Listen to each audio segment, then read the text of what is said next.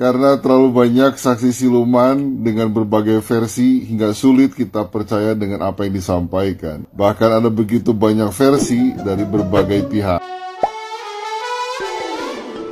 Hola netizen yang tercinta, baru-baru ini sosok Linda sahabat Vina Cirebon kembali muncul dan memberikan pernyataan mengejutkan lantaran kasus Vina Cirebon tidak kunjung selesai sampai saat ini. Linda kembali mengungkapkan apa yang ia rasakan setelah kerasukan arwah Vina Cirebon. Seperti diketahui belakangan, Linda mengaku kembali kerasukan arwah Vina setelah polisi menetapkan tersangka pada Peggy Setiawan yang diyakini sebagai perong. Arwah Vina Cirebon tidak menyebut langsung bahwa Peggy terlibat atau tidak. Namun, arwah Vina mengaku kasihan dengan sosok Peggy Setiawan yang ditangkap Polda Jawa Barat. Pada momen tersebut, Linda juga mengaku arwah Vina sempat ingin membantu mengungkap kasusnya yang hingga kini tambah semerawut dan tidak kunjung selesai. Kata Linda, arwah Vina hanya ingin membongkarnya jika masuk ke dalam tubuh Linda. Linda mengaku belakangan ini kerap ditemani oleh sosok Vina. Linda melihat wujud Vina kini sudah berbeda dari sebelum kasus ini mencuat. Wujud Vina malah membuat Linda ketakutan. Linda pun meminta kepada Vina jika ingin menemuinya dengan memberikan sinyal suara atau rasa. Alih-alih mendapatkan respon yang menyejukkan, Linda malah menuai nyinyiran netizen yang berbakti atas pengakuannya tersebut. Selama ini dia masih ikut aku. Vina ini masih ikut kamu? Masih. Ya aku lihat. Sekarang ada Vina nggak sini? Ada. Di mana? Di samping sini. Aduh, jadi merinding gue. Terus suka ngasih rasa sedih, rasa kalau sakit ini gitu. Dia mau aku bantu buat itu ngusut aku aja gitu. Dia aja yang turun tangan untuk bongkar semuanya. Dia tapi pakai badan aku. Oh, kamu bisa berkomunikasi sama dia nih, misalnya nih, bener nih. Peggy Setiawan yang ditangkap sekarang itu pelakunya bukan? Bilangnya kalau ngelihat si Peggy itu rasanya mau nangis, kasihan. Nah, gimana nih menurut netizen yang terhormat? Silahkan berkomentar ya.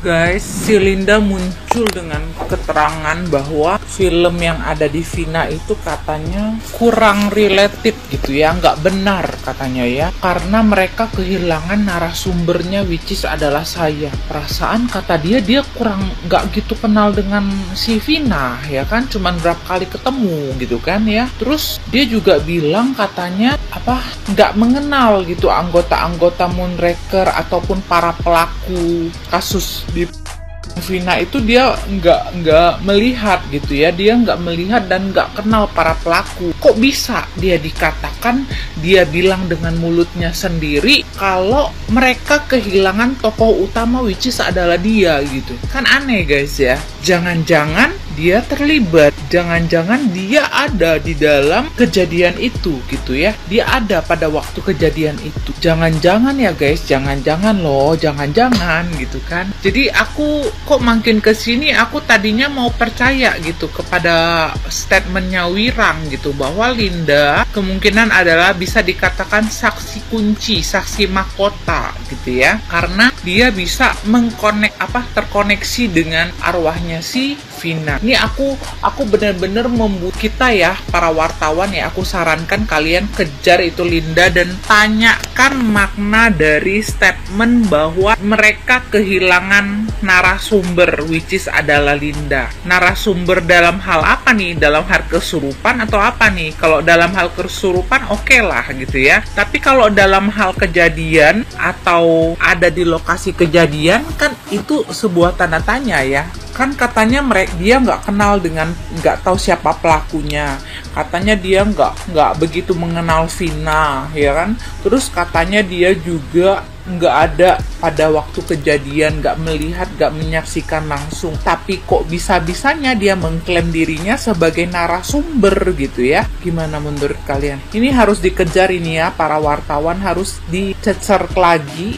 Apa maksud dia, maksud pernyataan dia, apakah dari kesurupannya dia itu dia bisa jadi tahu real kejadiannya seperti apa gitu ya. Perasaan namanya orang kesurupan bangun-bangun udah sadar, udah nggak inget gitu apa yang dia katakan ya.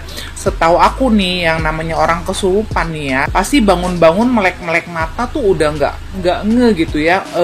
Tadi itu ngomong apa gitu. Yang waktu kesurupan ngomong apa, kita kayak diambil kesadaran kita, kayak diambil alih gitu oleh arwahnya, oleh kodamnya si Vina, dan nggak sadar lagi kita ngomong apa gitu. Setahu aku mah kesurupan mah kayak gitu ya. Kok bisa-bisanya gitu ya, dia yang katanya nggak terlalu mengenal Vina, oke kita terima dia nggak terlalu mengenal Vina kan katanya kan, terus dia katanya cuman berapa kali gitu ketemu sama Vina katanya, tapi kok bisa-bisanya dia mengklaim sebagai orang sebagai narasumber ya, kehilangan narasumber katanya. Gimana menurut kalian guys?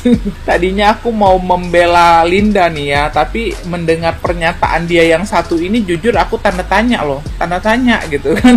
Gimana menurut pendapat kalian guys? Coba tinggalkan di kolom komentar. Ini yang goblok salah. Kayaknya memang benar, ini peristiwa unik, perkara unik. Rasanya memang hanya arwah dan tiang listrik saja yang dapat dipercaya di perkara dan peristiwa ini, kawan. Ya, karena terlalu banyak saksi siluman dengan berbagai versi hingga sulit kita percaya dengan apa yang disampaikan. Bahkan ada begitu banyak versi dari berbagai pihak hingga sulit kita membedakan mana yang jujur, mana yang bohong. Maka rasanya jauh lebih tepat untuk menghadirkan arwah dan tiang listrik untuk bersaksi pada perkara dan peristiwa tersebut. Rasanya arwah maupun tiang listrik mampu menghadirkan kejujuran pada peristiwa dan perkara tersebut. Ya, jauh lebih tepat rasanya arwah dan tiang listrik. Rasanya bodoh dan goblok mungkin jauh lebih dibutuhkan dibandingkan pintar, cerdas, namun banyak kebohongan yang disampaikan, banyak ketidakjujuran yang disampaikan. Maka menjadi stres dan bodoh rasanya jauh lebih baik rasanya. Ya dong, ya kan?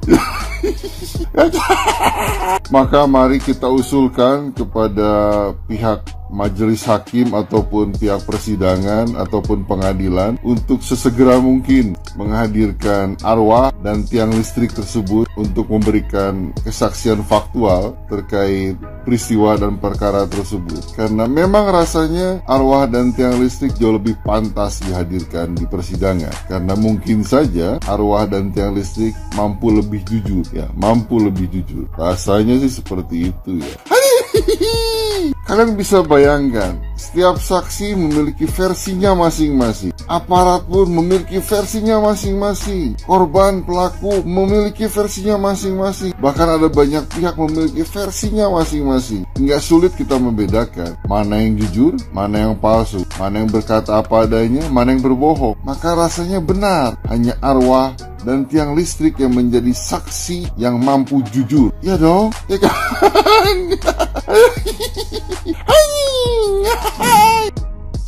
Ada saya jelasin kenapa Sudirman dianggap penting atau sangat penting oleh satu pihak, oleh pihak luar. Dari situ saya sedikit ada benang merah kenapa loncat ke penangkapan Peggy. Nah, jadi saya setuju dengan Pak Susno Duaji. Betul yang ditangkap itu Peggy Setiawan. Itu memang orangnya Peggy Setiawan. Tapi apa hubungannya dengan kasus ini, kasus Vina Eki? Hubungannya sebenarnya ada. Tapi ini jangan sentimen dulu ya. Hubungannya ada di Peggy Setiawan, ijazah sama Sudirman. Ingat, pertama yang kenal, yang mau ngaku pertama pada saat pemeriksaan itu Sudirman. Kedua, yang kenal sama Peggy Setiawan itu cuma satu orang, Sudirman. Di sini saya bukan mojokin Sudirman. Sudirman kenal Peggy Setiawan waktu SD.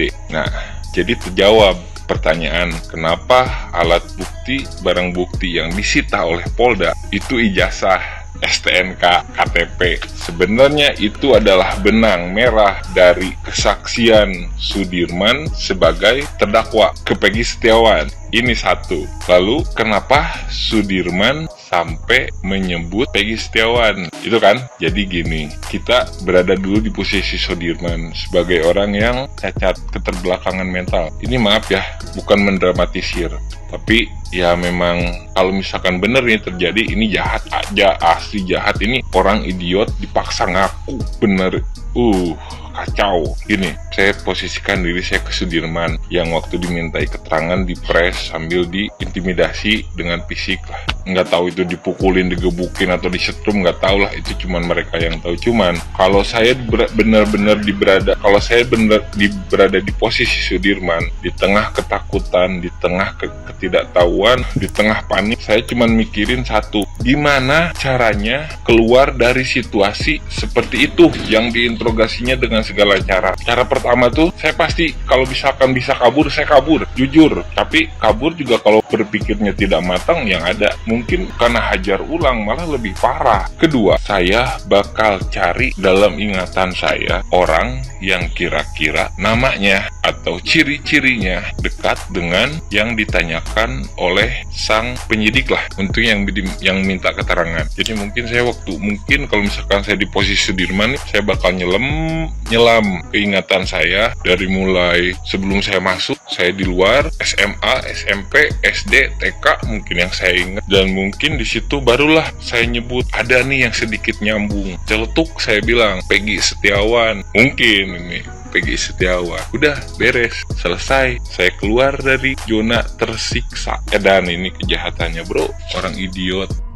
Makanya Sudirman dianggap penting atau sangat penting bagi satu pihak yang memaksa minta pengalihan kuasa dari Bu Titin. Benang merahnya tuh nyambung. Sudirman teman SD Peggy, ijazah Peggy SD atau SMP, terus Peggy Setiawannya ditangkap. Walaupun ciri-cirinya tidak sesuai dengan DPO, tapi tetap terdakwa sudah memberi kesaksian bahwa si A. Walaupun Sudirman juga kan orangnya idiot, dia nggak tahu bakal terjadi apa sama Peggy, dia nggak tahu. Yang penting dia tuh keluar dari zona itu. Sedihnya miris anjing. Edan rek dibawa kemana negara aing kos kieu. Dan terakhir, mungkin benar apa yang dikatakan Pak Reza Indragiri, perlu dilakukan eksaminasi dari awal, karena kacau, jujur kacau ya, kabehan negara kacau. Mau disebut gelo lah, emang ini mesti peninjauan awal, tapi bukan mengejar kesaksian,